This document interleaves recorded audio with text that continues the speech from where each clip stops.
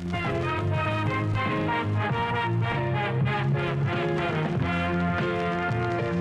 there, I'm checking my books. Thank you. Hello. Hey. Welcome back to the Waffle Press Movie Podcast Retrospective. I'm your host, Diego Crespo. With me is Matt Garingo. Yeah. Do you want to talk about why we're here, Matt? Because we're starting a very different retrospective today. Oh, yeah. Welcome to the start of the, I don't think we gave it a title.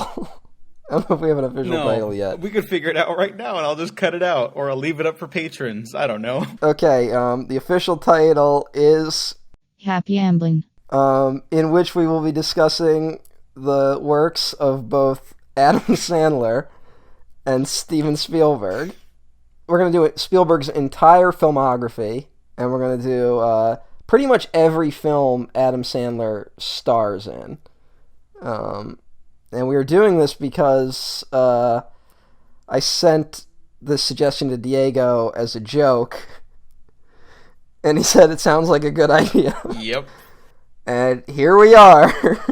I will say, that's actually a lie. I'm putting too much blame on Diego. I really wanted to do this. But I kind of threw it out there as a joke, and Diego he took the bait. You know what? I think this is going to be our best retrospective yet, because the filmography of the filmmaker and Adam Sandler are so radically different from one another. Like this is going to be this is going to be the longest one for sure. We're basically making like a season of television. So, thank you to everyone who's been listening to other retrospectives. Hopefully thankful to any new listeners that are stopping by to check us out. And I really, really appreciate everyone. I guess support us on the Patreon because we're going to need it this time. Yeah, hey, enjoy these, what I believe will be 72 episodes of Spielberg and Sandler madness. And I will say 10 minutes into the first film we're going to be discussing tonight, I was already regretting this. Not to give it away, but this might be the worst film we've ever watched, like, on the retrospective. And we watched Halloween 6 and Jaws the Revenge. Yes, and what's shocking is it's almost certainly going to get worse. We've already hit rock bottom, and there's nowhere to go but down. So that's what we're doing in this episode. This is kind of just like a little introduction thing for everyone. We're combining the first two things we've decided to watch, which is Adam Sandler's Going Overboard, his feature film debut, and Steven Spielberg's Columbo, Murder by the Book, which was the pilot episode for the TV series Columbo that Steven Spielberg directed. And from now on, every episode will be an individual film. Some, to be fair, will also be compilations of certain Adam Sandler films. Like, for example, the Hotel Transylvania films will be a trilogy. I have a feeling that we will not be able to find 2 episodes worth of things to talk about both grown-ups films. I can't imagine why you'd think that. I feel like that will not work out. You know, it'd be amazing if those movies were like somehow like postmodern masterpieces that were just ahead of their time, and we're like, everyone wait. Let's go back. There's an exact 0 chance that that'll happen. There's no way. I keep an open mind. You're not looking forward to revisiting 8 Crazy Nights? Oh God, I actually did revisit 8 Crazy Nights this past Christmas. Happy Hanukkah. Wow, I think that might have been the thing that inspired this, honestly. Because I was like, I suddenly went like, I have to find a way to discuss Adam Sandler's filmography. Because I feel like there's a lot to discuss. I think the universe is about to prove me wrong. But thought I'd give it a shot. Yeah, truthfully, I'm not sure how much there is to talk about with Going Overboard. But there are some things. Like you said, Adam Sandler's first movie, 1989. Hold up. I just realized something. Is this the first film you and I have discussed together directed by a woman? Oh, this makes it so much worse because we're starting off on like the worst possible film. Because women filmmakers get so few chances in that industry, anyways. I know, and it's like this is the one we open with. That's apologies to like the planet and all art forms. And unfortunately, the woman who directed this does not even have a Wikipedia page. No, but I am happy to say she has written a bunch of episodes for Milo Murphy's Law. She's a staff writer on Milo Murphy's Law. Yeah. Which is a good show. So, Valerie Brayman, who also wrote the film, one of the writers. Not always. Movies are hard to make.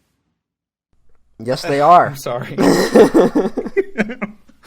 I imagine this one was very difficult to make. It's about a character named Shecky Moskowitz, who is a struggling comedian, played by Adam Sandler, and he wants to get his big break. He's not a struggling comedian.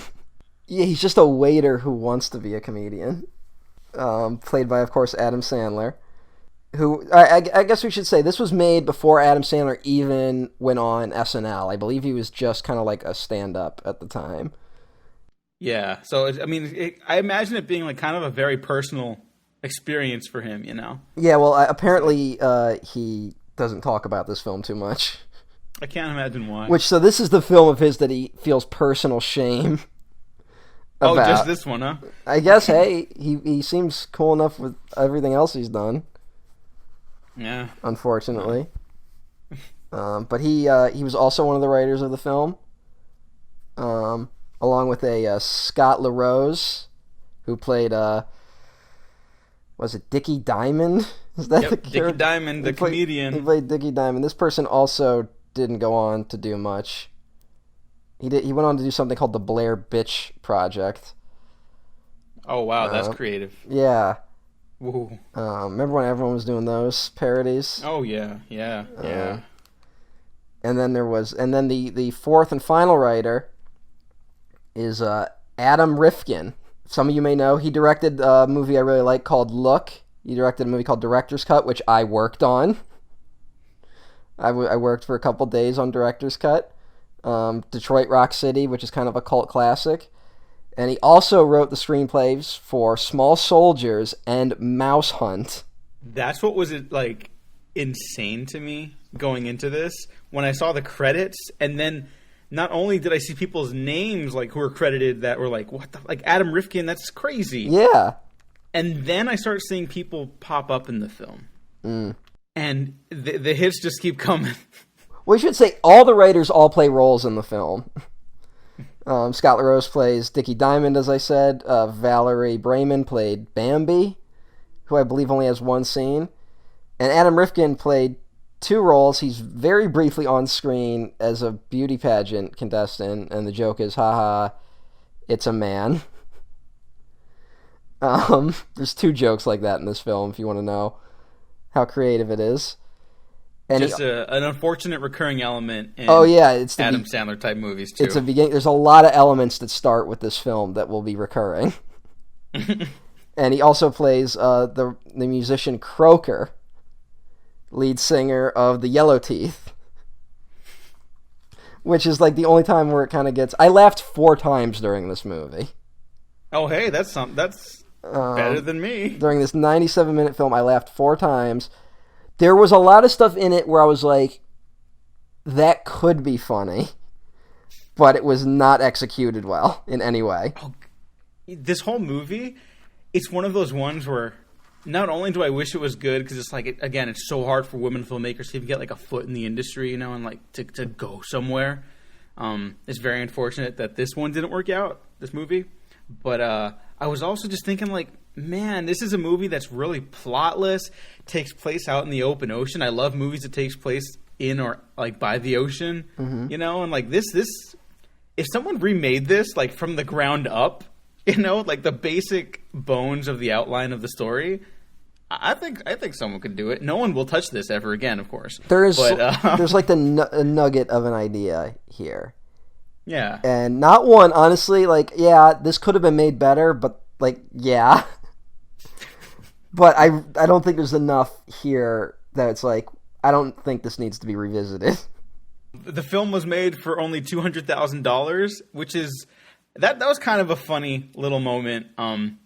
When Adam Sandler's like, "Oh, we're not a low budget film, we're a no budget film." So what that means is, and then he shows like the earthquake techniques that you see like on the old Star Trek like original series episodes and stuff like that. Mm-hmm. I'm like, okay, that's kind of cute, you know.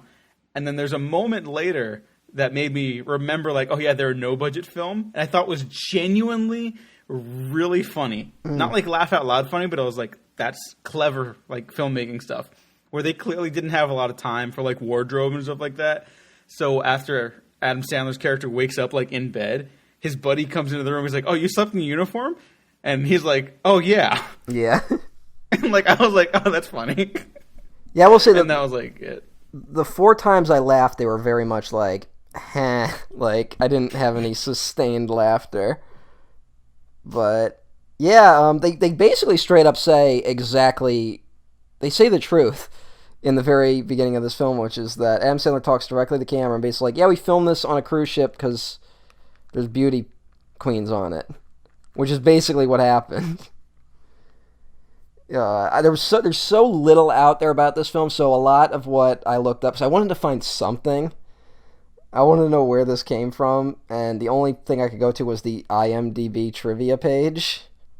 So take everything I say with a grain of salt. But it was shot entirely on a cruise ship, going from New Orleans to Cancun for the Miss Universe pageant. That makes sense. It was written in 3 days, shot in 6 days on the cruise ship with 2 pickup days, and then the budget was between $200,000 and $800,000, as you said. It was shot and released as the unsinkable Shecky Mouskowitz. And then it was re-released in the mid-90s as Going Overboard. And then the only other piece of trivia I saw was that I guess, this is according to IMDb trivia, I don't know how they know this or why, but it says here, the camera crew forgot to bring a box of lenses on the ship. So the DP was forced to use, quote-unquote, the wrong lenses. Don't know how true that is, but...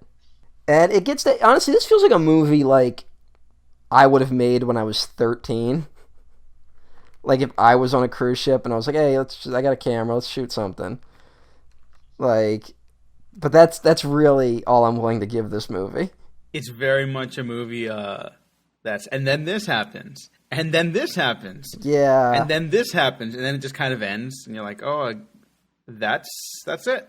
So when I heard that it's like, oh, they wrote it in 3 days, makes a lot of sense. Yeah, and it seems like this is the type of film where it's like, the plot is just a thing to hang like funny scenes on, right?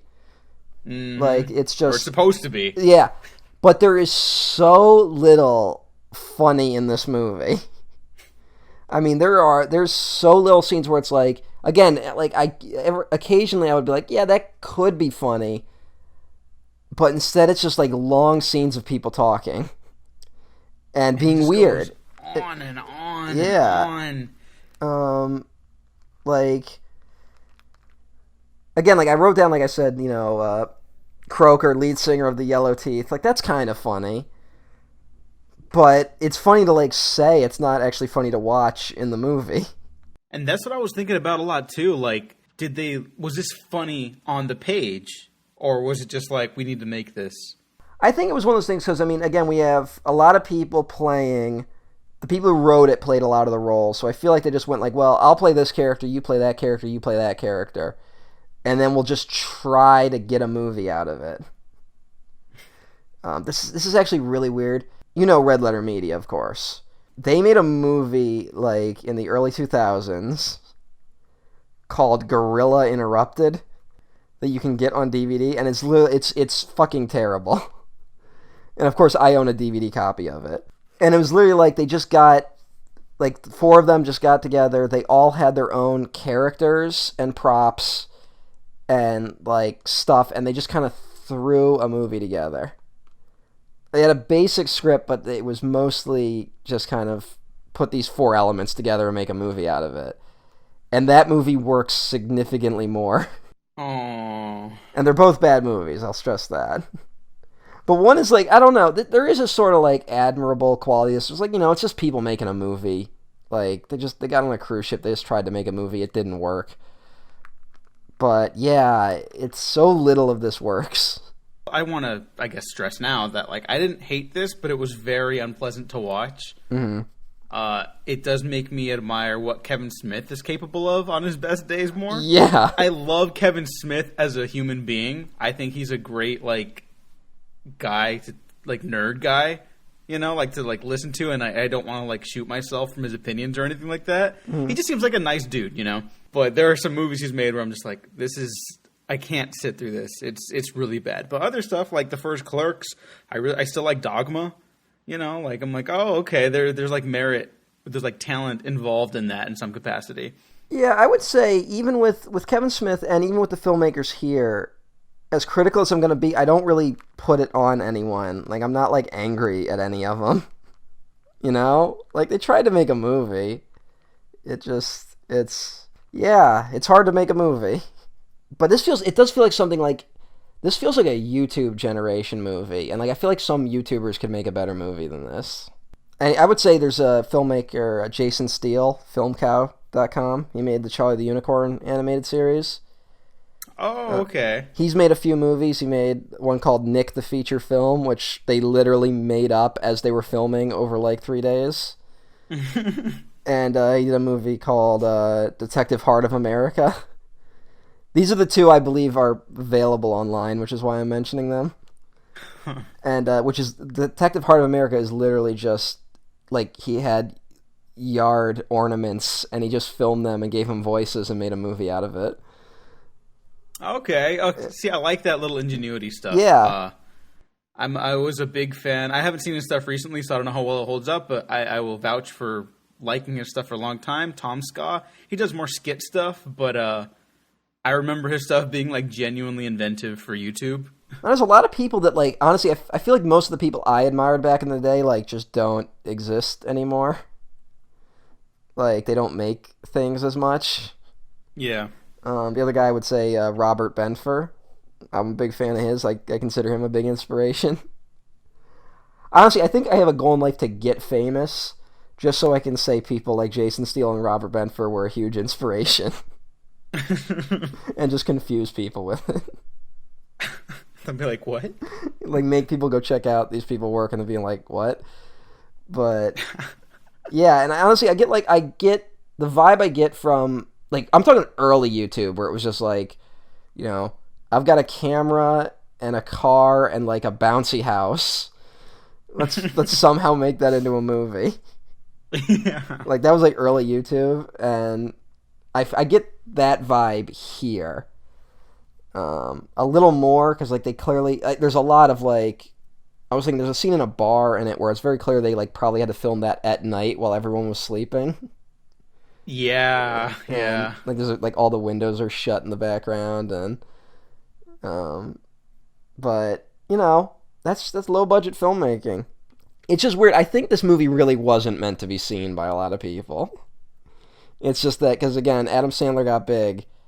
And then now it's like, you can watch it on Amazon Prime if you want to. Oh, really? I saw it on Tubi. It's free on Tubi. It's free on both. Oh, yay. Yeah, because I had a moment where I went to a used DVD store to get some Adam Sandler films for this fucking stupid project. Like, ones that I knew I'd be okay owning. And I went looking for this one, because I can get them for like $2 at this place. And I couldn't find it. I was like, fuck, I'm going to have to rent this stupid fucking movie. But then I saw that it was on Amazon Prime, so I was like, all right. Oh, yeah. I wanted to tell you. This is a budget flick, not a low budget flick. No budget. Just like, this would be an earthquake right here. See, that didn't cost us anything right there. So we got Adam Sandler, Burt Young, who opens the film. Yeah, I actually want to talk about the opening of this movie for a second. Okay, then here, we'll just cut that and you talk about the opening. Yeah, sorry. Burt Young is in the opening as a dictator, General Noriega, I think is his name, which is the Noriega. I think is Noriega, what it would be pronounced. who I believe was weird. the real-life dictator of Panama at the time. Oh my god. Yeah. And his scenes, honestly, it was weird. I thought, watching it, I'm like, did they just shoot these additional scenes with Burt Young? To, like, be like, hey, Burt Young's in this movie, to, like, sell it? Because it felt so divorced from everything else. But he opens the movie, and he's a dictator sitting in his mansion, I guess. He's going through videotapes, and he finds a copy of The Unsinkable Shecky Mouskowitz, which, again, was the original title of the film. And so he puts it in, and then the movie starts, except it's called Going Overboard. Which, like, right off the bat, it's like, oh no. And it's animated opening credits, which is also never a good sign. I'm not saying it never works. I'm just saying in a low-budget movie, it's usually not a great sign. But then, first of all, I want to say those opening credits, it's just an animated Adam Sandler, like, mugging. So this movie figured out what Adam Sandler was going to be famous for, like, early on. Oh yeah, it's basically a prophet. Like, this is... I want people to check out the poster for this movie. Because it's not representative of anything in the film. It's him in, like, swim trunks with, like, floaties on. Clearly, like, photoshopped horribly. Yeah. And then two women, like, that don't look like human beings, like, diving off the back in swimsuits. It's just like, wow. So we get this opening with the dictator, and then we get another, like, bookend, which is interviews with the Miss Universe contestants. And then we get the first scene in the movie where Adam Sandler talks directly to camera. And is very aware that he's in a no-budget movie. So it's got like three beginnings. It's so fucking weird. But then it gets even weirder when the dictator is watching the movie and one of the Miss Universe contestants, Miss Australia, insults the dictator. So the dictator's like, hey, go kill Miss Australia. And then two of his henchmen drive a boat into the movie. Which there's like a nugget of an idea there. Like in someone else's hands, like that could be something interesting. But here it's like what?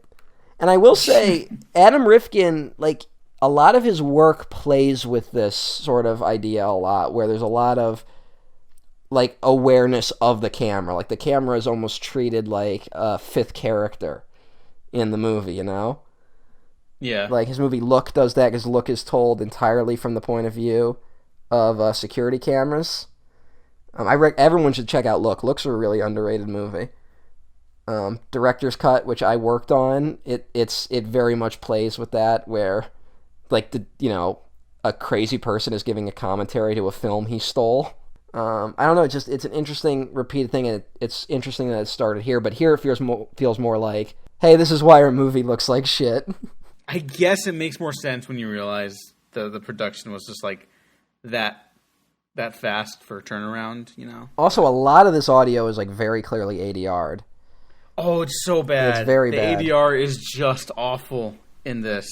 It's telling that the other thing we're going to talk about today with Columbo is the sound holds up much better in that than in Going Overboard. That's shocking.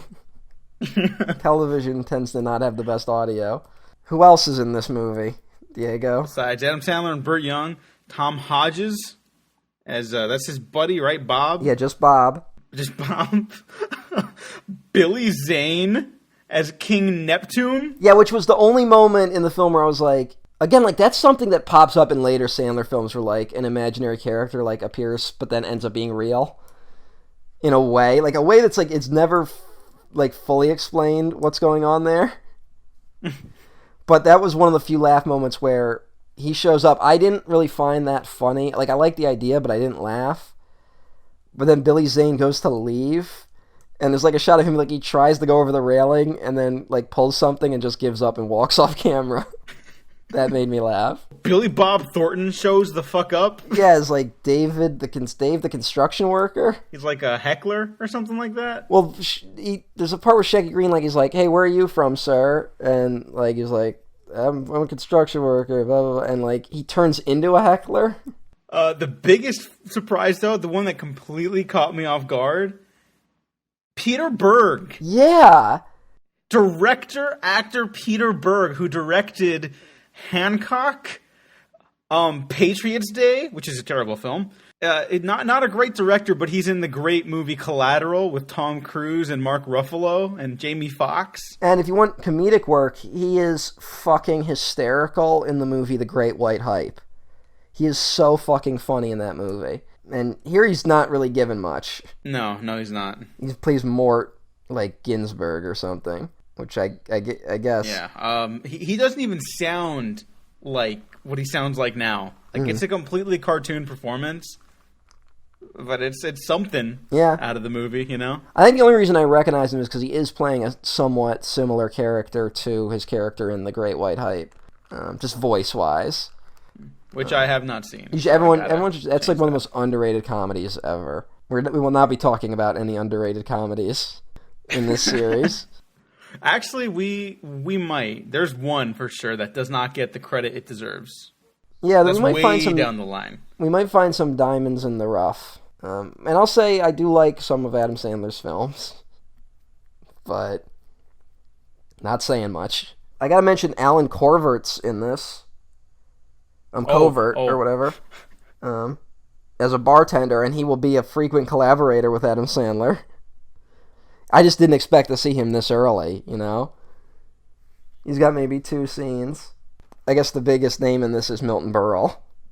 As himself, he appears in like kind of a dream sequence where he gives Shecky some advice. And he says that there's nothing more important than the power of comedy or something. Power of laughter. Power of laughter. Yeah. And it doesn't matter. He ends up using that. They try to, like, build something with that. Well, they try to, but they also try to, like, which, honestly, that's also a frequent Adam Sandler thing where they try to have their cake and eat it, too, where it's like, oh, isn't that silly? The power of laughter? What a stupid message. But then they also still try to have it.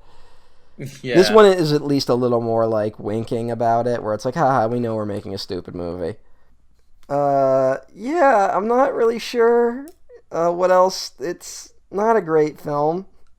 No, but if you want to find clips, I don't know if there's even any on YouTube. I didn't check. But just know that I want to reiterate Billy Zane is in this film, and he plays a racist version of Poseidon, or who may or may not be Poseidon. I believe he's King Neptune. I believe they say King Neptune. Neptune? Oh, what the fuck? Okay, well, I fucked that up. They either say Neptune or he's just credited as Neptune. It doesn't matter. It might as well be. Okay. Neptune, Poseidon, same difference. You know what? I got to mention this here because I'll never be able to mention this again on this podcast. Mm-hmm. But Milton Berle apparently had a huge penis. Why? Now enjoy the flick. I'll see you later. Yeah, I was about to mention, his segment in the film is actually pretty good. It's pretty solid. Yeah, it is. It feels like, honestly, I don't know, this movie's so weird because it ties in so well to the movie that it had to have been part of the production. They couldn't have just made it up later. But that whole scene is shot completely different than the rest of the movie. And Adam Sandler looks like he looks in Billy Madison in that scene. He doesn't look like his character in this movie, Mm-hmm. There's a lot of that where there's a couple scenes that feel completely divorced, and I don't know if they were shot significantly later and this movie was really changed in editing, or if this was all if they shot it and then they slowly pieced these other scenes together when they could. I have no idea. I want to say I did find it kind of funny that even at the end of the film, Adam Sandler gets set up with King Neptune's daughter, Slimy. It's just such a weird thing to throw in at the end. Maybe if the movie had gone weirder like that, I'd like it a lot more. I should also mention, this movie does seem to have, it's directed by a woman, but this movie seems to have a really weird view of women. It falls in line with the trending misogyny of a lot of the Adam Sandler films. Yeah. And a lot of the racism, because the dictator's henchmen are they're all brown faced up. They're given really bad accents. They're all buffoons, and they're like their sound effects to make them look smellier with like flies sounds and stuff like that, and I hated that. That's like irredeemable. Unfortunately, white people didn't realize brownface was a problem until about 2 years ago. So we're gonna have to ride out a lot of that in these movies.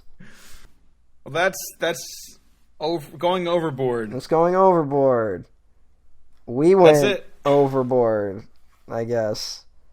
Yeah, we went a little long on just one movie. So. Yeah, well, honestly, I do feel like there was a lot to talk about, and then I just gave up, so... You know what? That's what I'll say. The movie doesn't give up. It chugs along. They tried. They did extremely long runtime of 97 minutes. They tried to make a movie. It didn't work. Everyone involved somehow has gone on to do better things. Well, not everyone. Yeah, some of the people, it's their only credit. Yeah. The woman who played Slimy at the end has no other credits. Aww. So, hope you're doing okay out there, Slimy. I mean that genuinely. I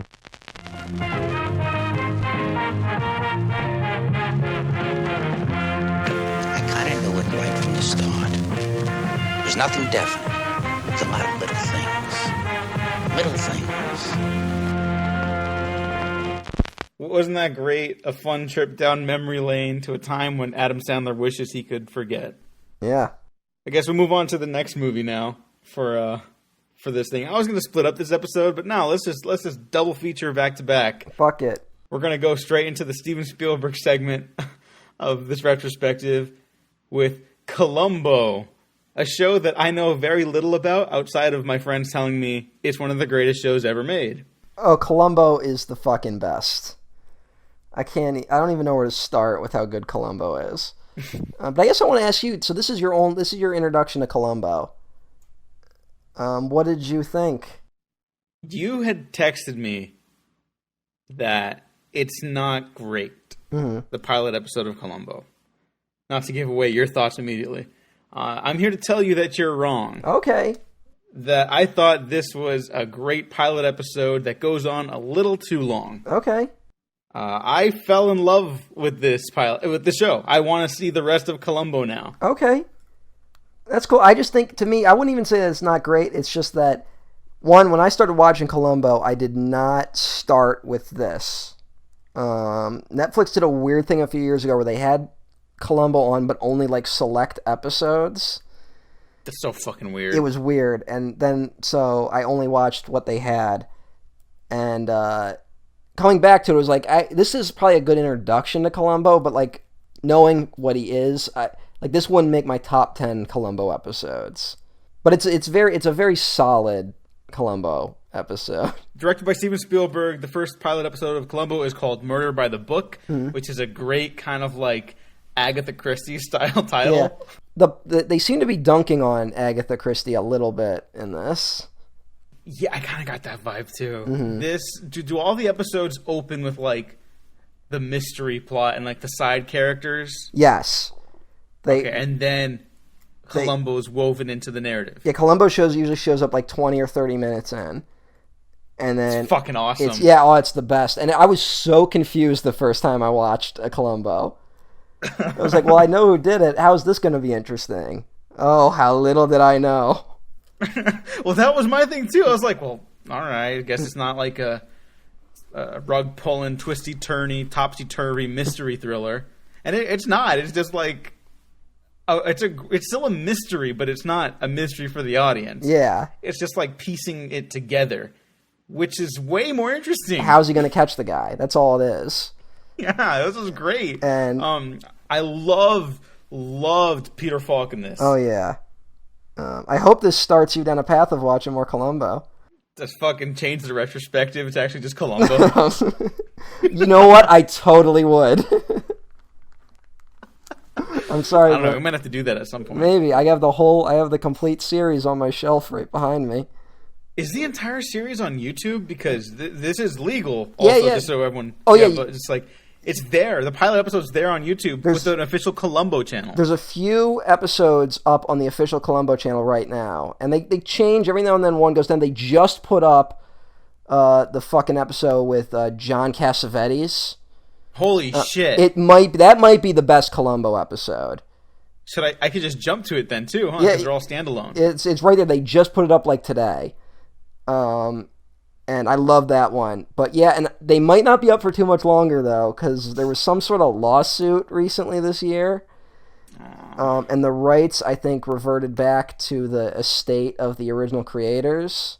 No. And hey, well, no, if they get, I'm glad if the writers get some credit as opposed to the studio. I don't know. Yeah. No, you're right. I don't know what's going on with the channel. I don't know. So, like, there's a chance it could go down. But for now, there's a couple episodes up. And if not, I mean, I got the complete series is totally worth it. And I got it real cheap when I bought it. So, and it's, if you have like MeTV or like one of those local stations, they seem to air like an episode a week. And they usually play the hits too. They don't play like the shitty ones. Are there some not great Columbo episodes? Yeah, there's a couple. I think it's like season 4, season 5 like is like nothing but duds. Like there's one or two good ones, but like there's a couple seasons where I'm like, if I do a marathon, I'm like dreading those ones. Yeah, like every now and then there's always like one a season that like I really don't like. But it's honestly just a solid enough show that even when it's bad, it's still fun. But I guess I'll give some Columbo history right now if you don't mind. Yeah, do it. It's not gonna be easy. The character of Columbo was created by Richard Levinson and William Link. He first appeared in 1960 on the TV series of the Chevy Mystery Show in an episode called Enough Rope, which was based on a short story the two guys had written, but the short story did not feature Columbo. They just kind of got this idea for a detective. And I was like, hey, what if we had this detective character? It was kind of a schlub who, like, asked weird questions. And he was played by Bert Freed in the episode. Didn't make a huge impact, but they were inspired enough to turn that episode into a stage play called Prescription Murder, which toured around the country. And then that was popular enough that Prescription Murder was picked up by NBC to be a 2-hour TV movie. Lee J. Cobb and Bing Crosby were both considered for the role of Columbo. And Lee J. Cobb's interesting because he's basically playing a Columbo-type character in The Exorcist. Lee J. Cobb rules, by the way. I love him. He would have been a cool choice, but Peter Falk apparently like pushed to get the role, and the director of the TV movie like convinced the writer because they envisioned an older actor, and Peter Falk was considered like too young at the time, and he got the part. It was like a dream of him. He's like, I really want to play a cop like that. Peter Falk, of course, was born. He has had a glass eye since the age of 3. He had cancer of the eye and he lost his eye as a child. So he grew up with a glass eye. He was a fucking merchant marine in World War II. Because he couldn't serve in the military because of his glass eye, so they made him a merchant marine, and the merchant marines lost more than like any other corps in World War II. Oh. So, hey, but he got lucky. I don't know if that's the right thing to joke about. Probably not. Worked his way to stage. Then, of course, transitioned to film. Was nominated for Best Supporting Actor twice. For Murder, Inc., which he's great in, and Pocketful of Miracles. Somehow, he was not nominated later in his career for A Woman Under the Influence or Mikey and Nicky, which are two incredible films. And then at some point, he just started getting more work in television, and he started doing Columbo, and that just became his thing. He did Columbo basically until the end of his life. They had one more Columbo they wanted to do called Columbo's Last Case, but no network would pick it up, and then Peter Falk unfortunately passed away. Oh, fucking tragic. Yeah. Although I gotta say, the last one they did, Columbo, I believe it's called Columbo Likes the Nightlife, which is about like people, they want to open a dance club, but they murder a guy who's been like extorting them or something. It's so weird because the murder and mystery elements are shot kind of like a CSI, like low rent CSI and CIS episode. And then Columbo just kind of like comes stumbling in. Like like a lot of people are down on the later Columbos because they kind of get a little more graphic and a little more like, you know, it loses kind of like the wholesomeness of a murder show, I should say. But what I really like about it is that they transition with the times, but Columbo always stays the same. So like 80s Columbo feels like the 80s, and 90s Columbo feels like the 90s, and early 2000s feels like the early 2000s, but Columbo is still Columbo in all of it. That's fucking amazing. Okay, because that's what I really liked. Like, I really fell in love with the character of Columbo in this, even though he doesn't show up until I timed it like 18 minutes into his own pilot episode. Yeah. Which is really great. And it's the most unassuming, heroic, like, entrance ever. He's just a blue-collar dude popping around from the corner. Excuse me, ma'am. While he's trying to drink from the water fountain. Oh, you know, the water fountains don't really work. Yada, yada, yada. Just starts small talk, and he's like the nicest dude. He makes her an omelet when he takes her home. And it's just... He's so lovable. Well, it's that thing of, like, first of all, he's basically consoling the woman whose husband is missing. Like, trying to help her out. But if you know Columbo, like I do, you also know that he's being nice, but he is fishing for, like, clues. He's waiting to see if she'll slip up on something. But, of course, because Columbo's Columbo, probably by the end of that conversation, he was like, there's no way she did it. Because that's Columbo. Well, yeah, because I totally got that eventually. I missed that for his introduction, but when he meets the dude who's so clearly, obviously killed his partner, like, it's not even subtle. And he even says, like, at the end of the episode, like, oh, yeah, like, I knew it was you pretty much from the start. I just wasn't sure how you did it and stuff like that. Yeah. And it's like, well, yeah, like, this guy is, like, he's clearly hiding something. Well, this guy makes one of the all-time Columbo mistakes, which there's no way to get around Columbo. I'll just say you're always going to get caught. But the one thing is, if you do not frame someone else for the crime, Columbo's never going to give up. So he will keep following you until you slip. Because he goes like, hitman must have done it. Contract killing. You know how these things are done, Columbo. And Columbo's like, well, I'm not sure about that. But I will say, you talk about him showing up late. I believe in the two television movies, he doesn't even show up until, like, the last half hour of those. Holy fuck. It's mostly just the criminals in those, and then he shows up. And also, he's much like, more vicious in those. Like, there's one part, I believe in the second TV movie, where he's outright screaming at the suspect. Oh my God. Like, you did it, you know you did it. He only broke, like, a few times in the actual series. One time was with Leonard Nimoy. Oh my God. Leonard Nimoy played, which is one of my favorites. I love that one. Where Leonard Nimoy's, like, laughing at Columbo. He's like, Columbo, how could you? This was clearly, outside drug dealers. How could I, a doctor, be involved? And he's, like, laughing. And Columbo, like, picks up a lamp and, like, slams it down.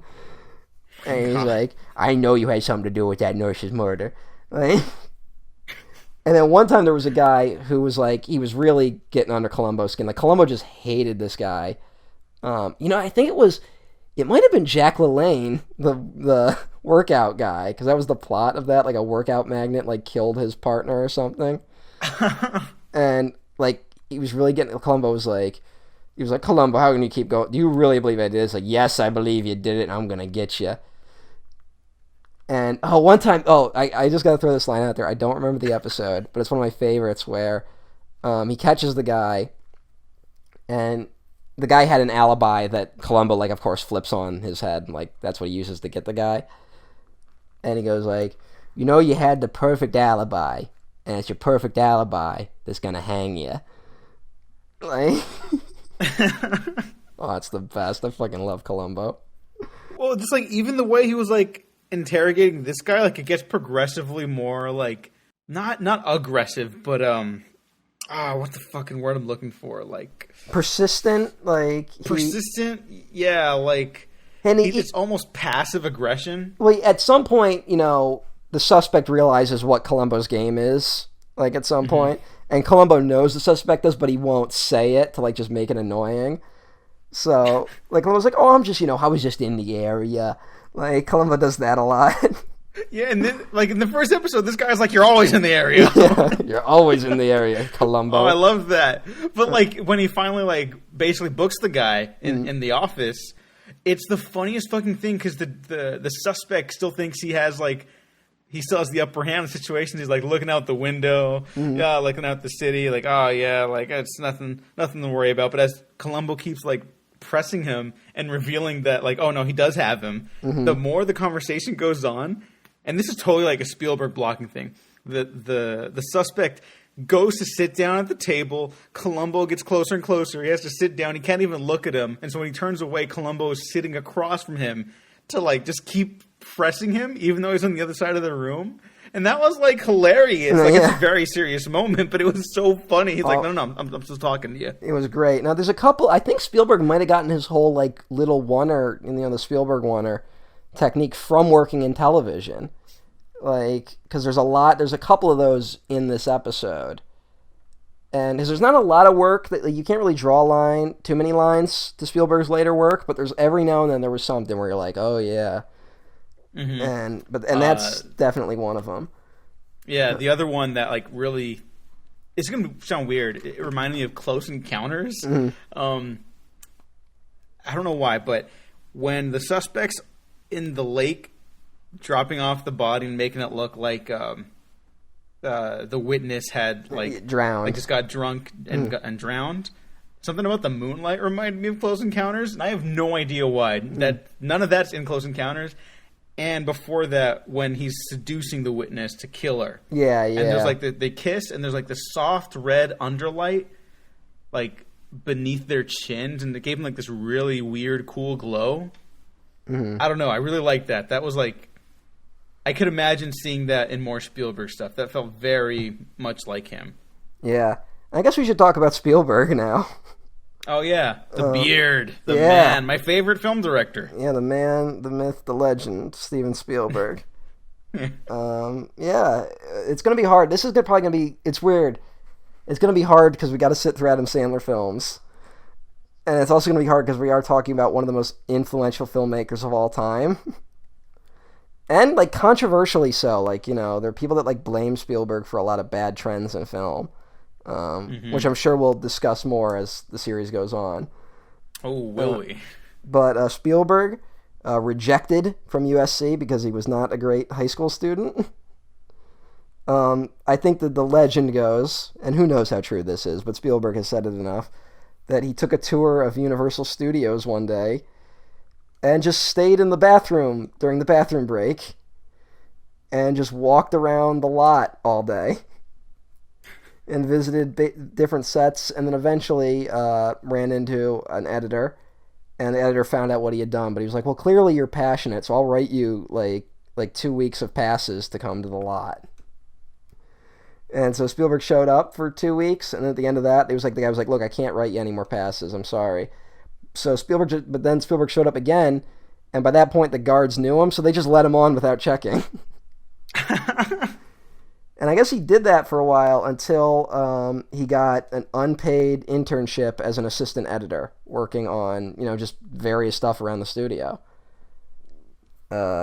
Eventually, he got some money to make his short film that was, I believe, released theatrically, like in front of films, some other films, Amblin, which is worth checking out. It's a cute little film about, like, two kind of young people hitchhiking to the coast, ambling along, as you'd say. Yeah. That impressed Universal VP Sid Sheinberg enough that he signed Spielberg to a 7-year contract, which made him the youngest director to ever get a contract like that. So he was like, from the start, he was kind of picked as a golden boy. He starts in television, and he works on Night Gallery. I believe it was his first job. He did a segment for Night Gallery where he worked with Joan Crawford. He did a couple other television things before eventually getting the job to direct the pilot for Columbo. He still wasn't getting movie work, which is what he really wanted, and I think he was a little upset about being stuck in television, and also he had to deal with very antagonistic crews, which were full of older people. They would kind of look down on him as such a young person coming in to direct. Because this was at that big, finally the shift that would come with New Hollywood. He was right at the beginning of that. there's a lot to talk about there. We funnily enough, brought it up with Star Wars, because obviously the George Lucas and Steven Spielberg friendship connection will be brought up many times with this retrospective. Oh, yeah. And if I'm being honest, I still wish Spielberg had done a Star Wars. Yeah. It's not too late. Well, he kind of did one. Oh, that's right. Yeah, he did kind of do that one. Yeah. That's right. But I actually did not know. I was convinced he went to USC. Why did I think that? I think he got an honorary degree later. Okay. But that's all the guys from that era, like a lot of them went to USC, and they all kind of like fell into a group. And then Spielberg for a while was like almost treated like the outsider. Like, I think it was like him and Brian De Palma were like both considered like outsiders for a while. Oh, because they didn't like trod the beaten path. Yeah, well, they didn't end up in that group, which was like a very close knit group of people. They all worked on each other's films. You know, you had Lucas and Scorsese and Coppola all working together. And it's just crazy to imagine like being in that group at that time. Like, I wouldn't mind if I was just like the guy who like didn't get to do anything, but like I was just there. That would have just been cool to be there, you know? Yeah, like, oh, back in my day, I worked with Scorsese, Spielberg, Lucas. Yeah. I watched that documentary about Dick Miller. That guy Dick Miller, which is a great documentary. And that's like, honestly, to me, that's the dream career. Is to just be Dick Miller. Oh, rest in peace. Rest in peace, Dick Miller. Love you. He was the best. Oh, that's Gremlins and Gremlins 2. Oh yeah, which almost were a part of this retrospective. Yeah, they're this close. Very close to I was gonna be like, fuck it, let's do Gremlins.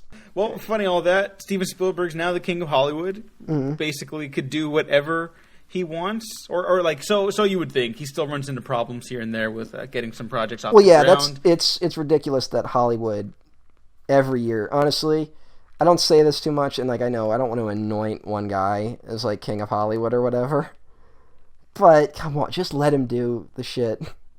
Like we're only gonna have so many more years of Spielberg. Yeah, like, let him do everything, just for Christ's sake. Like, honestly, just imagine telling Steven Spielberg, no, we will not make that movie with you. Yeah, we're the Walt Disney Company. We're making we have 6 films this year that have made over $1 billion. We don't want to give $100 million to Spielberg. So fucking stupid. Which will definitely make it. I mean, it will break even, but will it be a monster hit? That's the problem, and that's what. If it doesn't break $1 billion, they're not interested anymore. And Spielberg seems like the one guy who's going to be like the longest holdout from doing like streaming. You know, like yeah. I think he's like he's put his toe in a little bit where like there's always talk that he'll do that Napoleon series on, like he might do that for Netflix, because he's been trying to get that done forever, ever since Kubrick died. Yeah. But yeah, it seems like he's going to be the guy who, like when he finally does streaming, that's when it's over, you know. Mm-hmm. And to be fair, he said that he's not against streaming. He's just like, just don't call them movies, which I disagree with him there. But I have also seen a lot of headlines. People are like, "Oh, Spielberg's a hypocrite because he's working with Apple now." And it's like, well, that's not what he said. He didn't say not to do it. You know, he's being an old grump, but you know, he's not saying not to work with them. You know what's weird? All right, this is going to be a very odd thing to bring up, but Spielberg might have kind of a point. Because I've been trying to get back out into the social scene ever since my surgery. And I've been on all like, you know, dating sites and like Match.com and shit. And like there's that part where people can list like what music they're into and stuff. Yeah. People will list the TV shows they like, but they will list the books, TV shows, music, but no movies. Like it's a trend I've noticed. And I don't know what that Really? Yeah, I don't know what that means. But I don't know. I got chills. That's kind of scary. Yeah, I do think we're kind of at the beginning of the end here. This just might be how things are going. And like who's that guy, Matt Zoller Seitz or whatever his name is? Yeah. He wrote a good article. Like I think he made the best point right after Endgame came out, where he's like, I think this is like actually the end.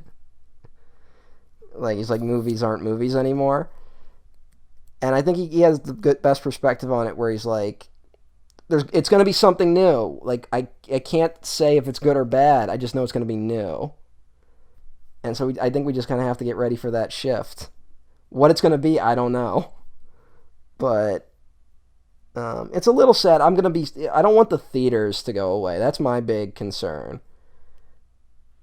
I hope that's something I've thought about a lot, because my big revelation on that is that theaters will probably not go away. Like, you know what? No, that's a lie. I do not think theaters will go away. That's my firm belief. But they will become like more expensive, and they'll be treated like Broadway theaters. You know what I mean? Which I'm not totally against, honestly. I'm not either, but I do hate that it becomes like this class disparity thing. Yeah, you know? Well, that'll be the big problem, and that'll just be the problem if like you kind of have to have like these central hubs of films, because Broadway, part of it is the location. I don't think they'll ever get that expensive, but it will definitely be more expensive. But if you could see, if there was like a theater that's like, you know, like, hey, we're gonna show like Lawrence of Arabia all year in one theater, like that'd be interesting. Like on the screen, on film, that could be something. Whether or not that they'll actually, you know, stoop to showing film. But, you know, I think the revival theater will become more of the thing, at least in the near future. That's my hope anyway, because I wouldn't mind that. But again, it would be, you know, the class issue, and also we're abandoning huge parts of the country that just can't go to that stuff.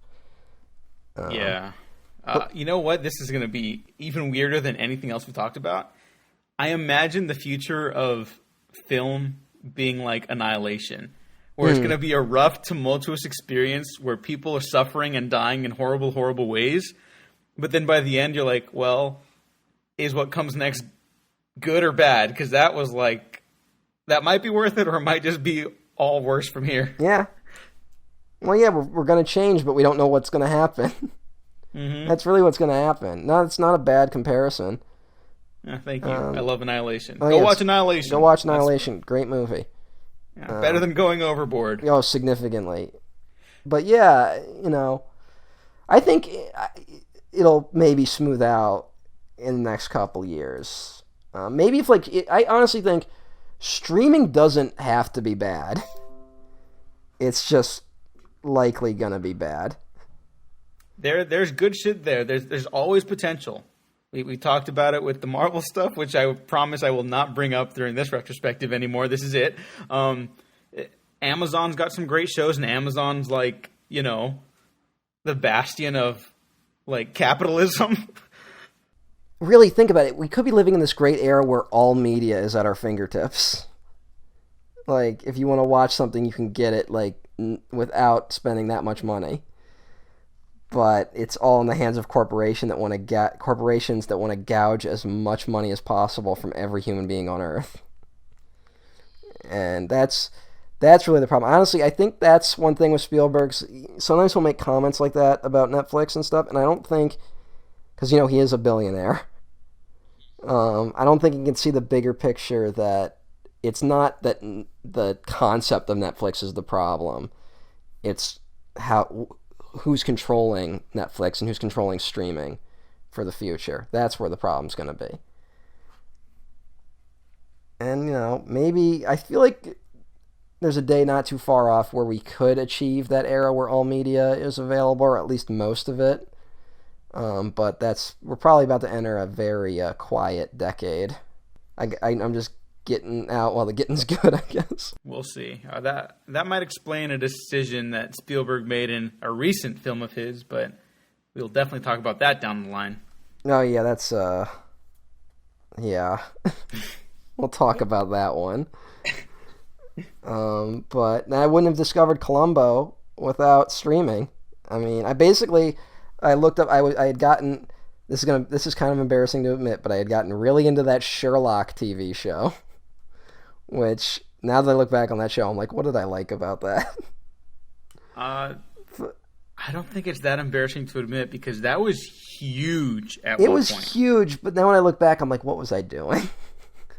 I still like some of those episodes. It's not nearly as smart as it thinks it is the problem. Yeah, I think that's the thing, and I can't, like, divorce that from it. at all. It gave us Benedict Cabbage Patch or whatever. But I'm going to put the clip of Jake Gyllenhaal talking about him right now. Have you seen that? No, I have not. I guess I'll have to check that out. Oh my god. You're in my Cabbage Patch. We don't talk enough about Cabbage Patch dolls or Garbage Pail Kids anymore, and I'm glad that you brought that up. Benedict Cabbage Patch is actually, his great-grandfather started Cabbage Patch dolls, and they were a big thing in the 90s. That's how Benedict got his start in the business, was his uncle, who obviously became really wealthy from all of the Cabbage Patch Kids profits, flew him to London and put him in an apartment, and he started to audition, and then he made his career. So the truth of the matter is, without Cabbage Patch Kids, Benedict Cabbage Patch wouldn't have a career, and you wouldn't have Dr. Strange.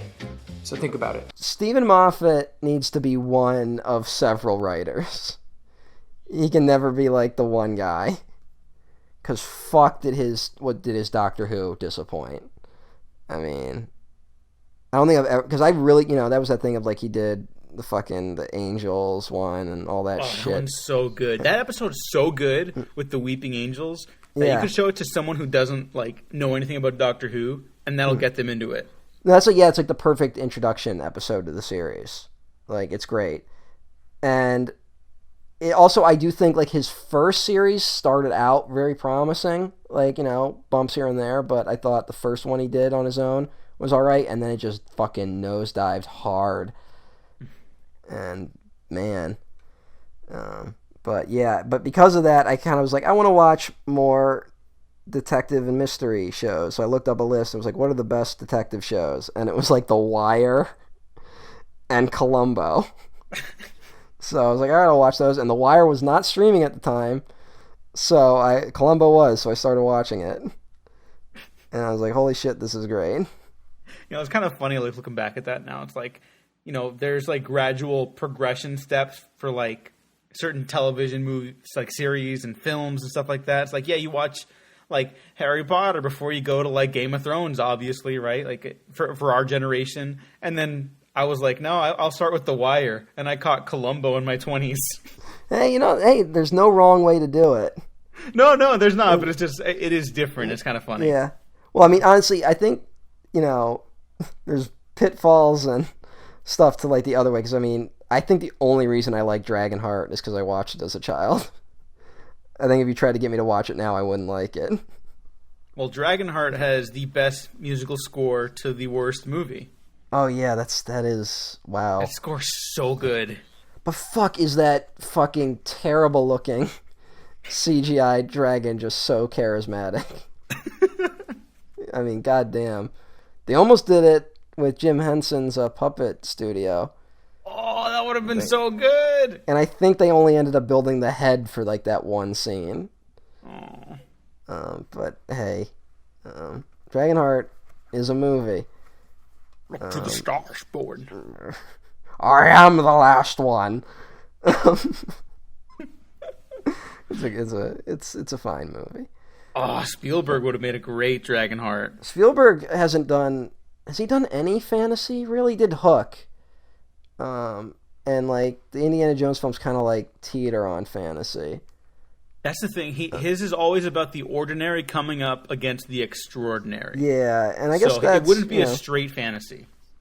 He's never really done a straight, and like even like I guess Minority Report and AI, but yeah, that's like more science fiction-y, I guess. Yeah. Though. So like he could like kind of work that around in his mind. But hang on, the ordinary coming up against the extraordinary is totally fit for Dragonheart. Yeah, I guess. If you could have moved the setting, make it modern day, find the last dragon. He gave his heart to a evil real estate developer from New York City. I think there's a severe lack of talking dragons in media. Look, I know you're not crazy about the Hobbit movies, but I really Jesus like Christ. Smaug. No, I know I like Smaug too, but like it hurts that it's in like one of the worst movies ever. No, it is not one of the worst movies ever. It's a dud, but it's not. The worst. Yeah, but what it could have been. That's what makes it hurt. Yeah, obviously. Yeah, that makes it worse than like, something that's just like boring, in my opinion. So like Going Overboard versus that. Honestly, Going Overboard's 97 minutes. I'm sorry, Peter Jackson, but I was that was the first time where like I didn't feel obligated to finish a franchise, Uh-huh. Like I saw the second one in theaters, and when the third one came out, I was just like, I can't do it. Like I just couldn't do it, and I still haven't seen that last one. You're good. That was a really funny story, man. What? Yeah, I want to talk about Jack Cassidy, who plays the killer in this episode of Columbo.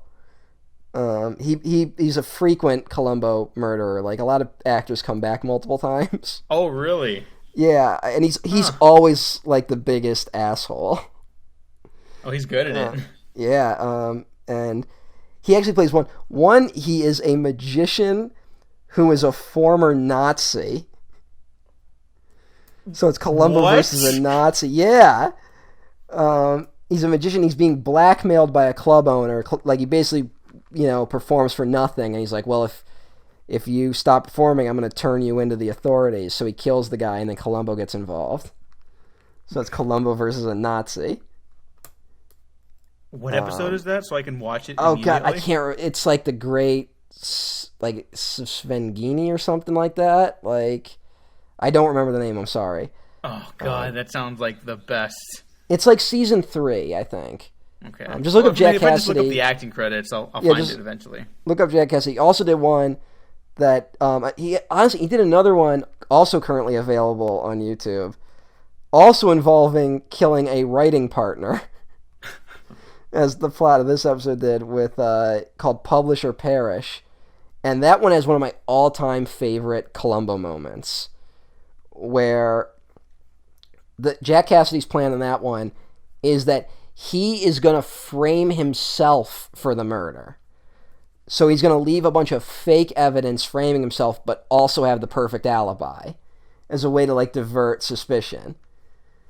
So Columbo shows up, and Columbo's like, look, I don't really think you did it because this evidence isn't making sense, Mm-hmm. And so Columbo starts looking, he's like, look, I'm going to have to arrest you if I find a few more pieces of evidence. But then Columbo goes, hey, there's a dent in your car. And Jack Cassidy's like, you're right. And then it's like, hey, we just got a phone call. He was in an accident last night. He couldn't have committed the murder.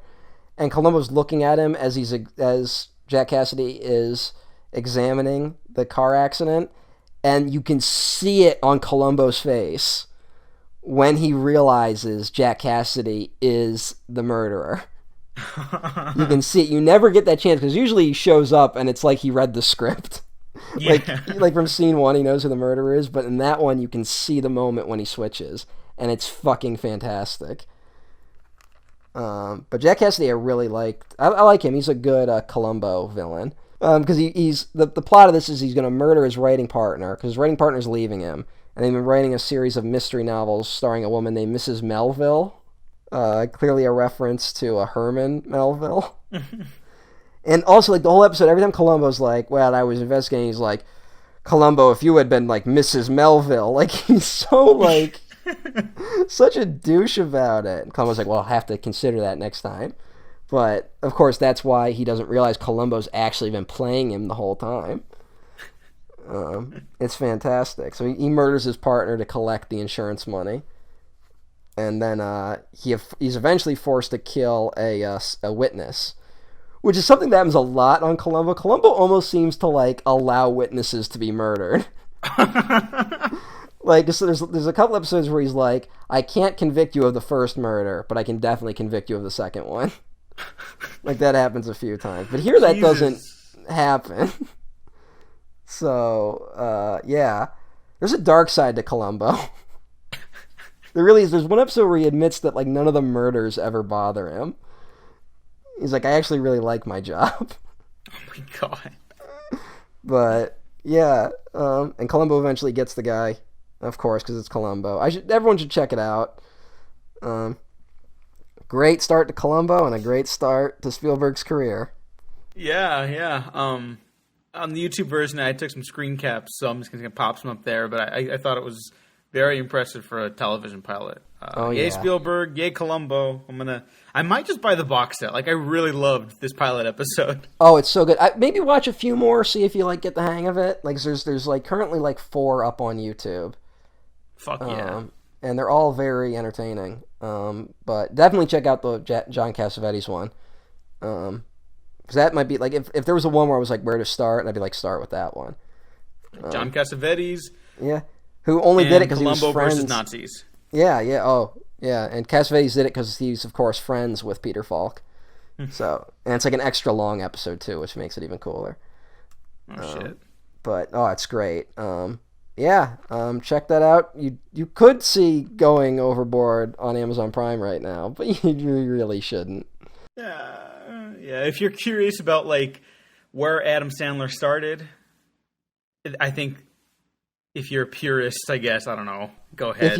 If you're curious about where Adam Sandler started, or if you've gotten yourself stuck into doing a podcast discussing his entire career alongside Steven Spielberg, then you should check it out.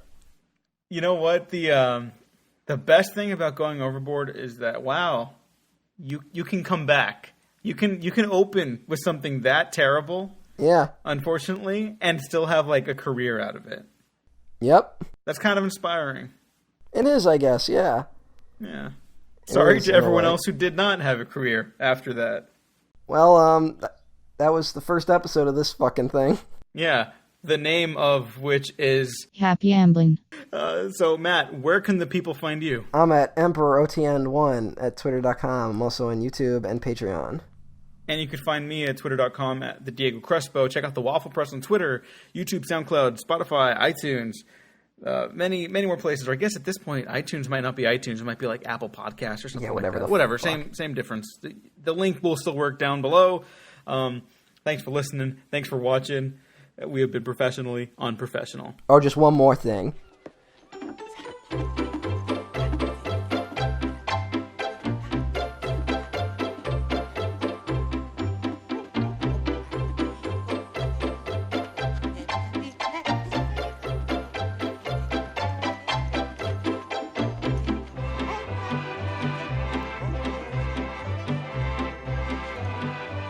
All ashore that's going ashore.